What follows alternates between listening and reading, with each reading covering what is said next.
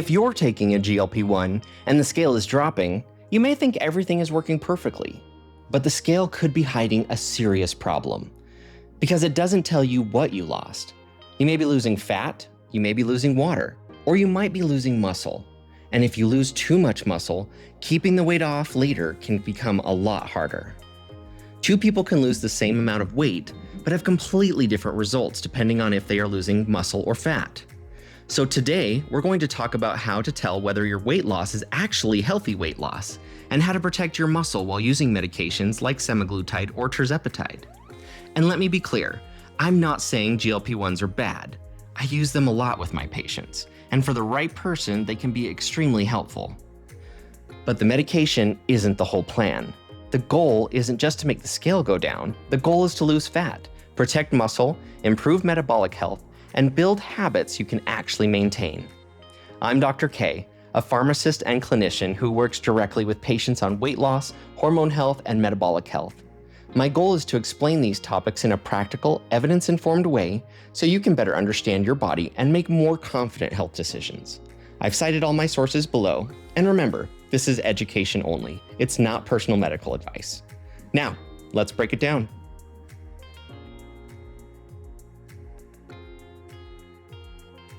When someone loses a significant amount of weight, some lean mass loss is expected.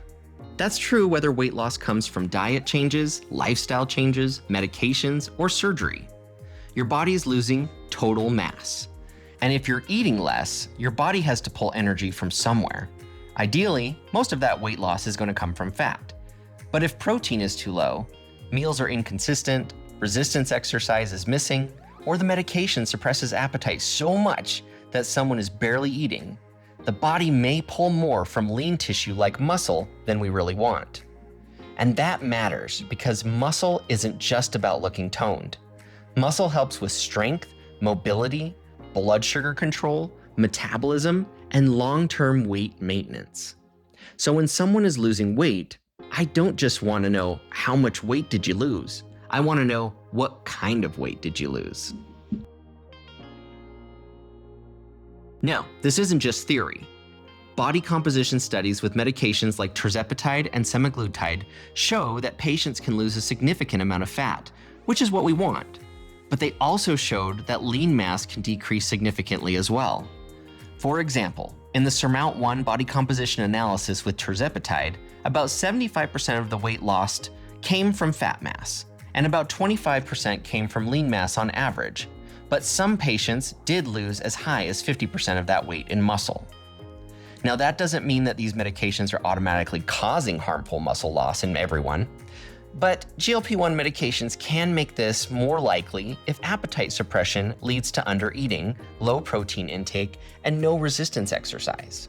So again, the medication isn't the whole story. The plan around the medication is what really matters. This is where the scale can really mess with people. The scale only tells you total weight lost. It doesn't tell you the difference between fat, muscle, and water loss. That's why I like to monitor body composition with my patients. When I'm looking at weight loss, I don't just want to know if the scale is going down. I want to know, is body fat going down? Is skeletal muscle being protected? Is visceral fat improving? Because those tell a much better story than weight loss alone. A common way to track this is with a bioelectrical impedance scanner, often called a BIA scanner. These machines estimate body fat mass, skeletal muscle mass, and visceral fat. They're not perfect. Hydration, food intake, exercise, and the machine itself can affect the numbers. So don't treat one scan as absolute truth. But repeated scans done on the same machine under similar conditions can show useful trends. And those trends can completely change how we interpret progress. Now, before I show you an example, let me quickly explain what visceral fat is. Visceral fat is the fat around your internal organs. This type of fat is not automatically bad.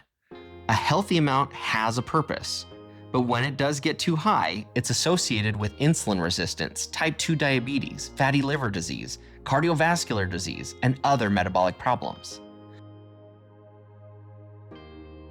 A new patient of mine came in for help with weight loss. They had above average muscle mass and above average body fat mass, as you can see on the screen. But on a scan done 2 months later, they had lost weight, but they lost 3.5 pounds from skeletal muscle and only half a pound from fat. And you may also notice their visceral fat actually increased. That means the patient was losing weight, but not the right kind of weight. When I see this, I don't automatically increase the dose of the GLP-1 medication. I first want to know, are you eating enough? Are you getting enough protein? Are you doing resistance exercises regularly? Is the medication suppressing your appetite too much? Because if someone is barely eating, increasing the dose may make the problem worse. In this patient's case, they were eating enough, but they weren't getting enough protein and they weren't doing any resistance exercises. So we fixed that. And 1 month later, the number on the scale didn't actually move, but their body composition changed dramatically. They gained almost all of that muscle back, lost 6 pounds of body fat, and had a significant drop in visceral fat. That is the perfect example of why the scale can be misleading. If they were only watching the scale, they may have thought, nothing's happening this month. In reality, they made major progress. They protected muscle, lost fat, and improved visceral fat. That's a much better outcome than simply chasing a lower number on the scale. And this is why I don't want patients chasing the lowest possible appetite. The goal isn't appetite elimination. The goal is appetite calibration.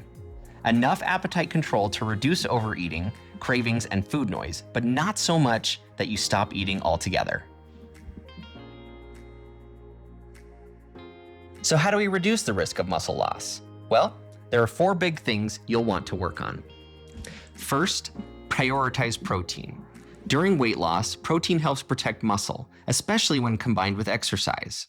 A practical target I often use is about 1 gram of protein per pound of fat-free mass or lean mass if you have that information from a body composition scan. Another reasonable target is around 1.4 to 1.6 grams per kilogram of body weight, depending on the person. Now, not everyone needs the same target. Kidney disease, age, activity level, appetite, and medical history all matter. But the main point is simple. If you're losing weight and barely eating any protein, you're making it a lot harder for your body to protect its own muscle. Second, do resistance exercises regularly. Walking is great, and I encourage walking all the time.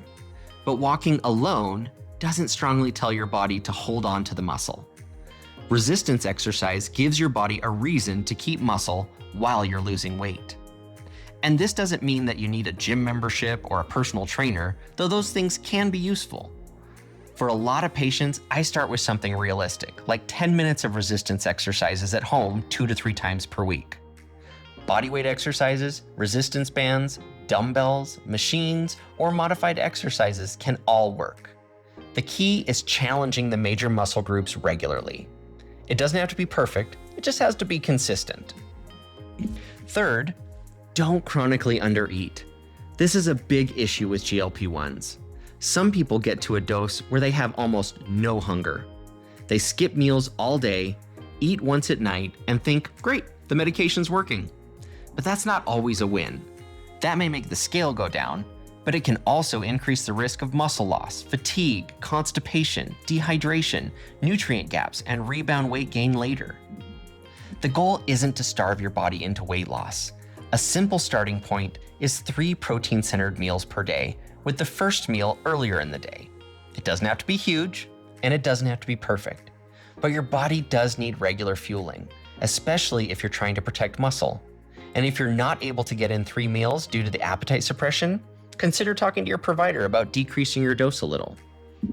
Fourth, monitor more than just your weight. If body composition scans are available, I like checking them every 1 to 3 months or so when someone is actively losing weight on a GLP-1. It's best if you can use the same scanner and test under similar conditions.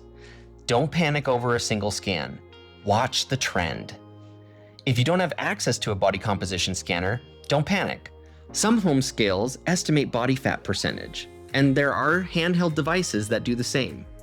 They're not exact, but they may still give you a general trend. For example, if your weight stays the same, but your body fat percentage goes down, you may be gaining muscle, losing fat, or both.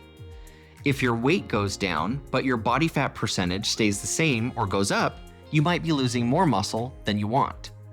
If your weight goes down and your body fat percentage also goes down, that usually suggests you're maintaining muscle and losing fat, and you're on the right track. Again, these devices aren't perfect, but trends can still be helpful. And also pay attention to real-life function.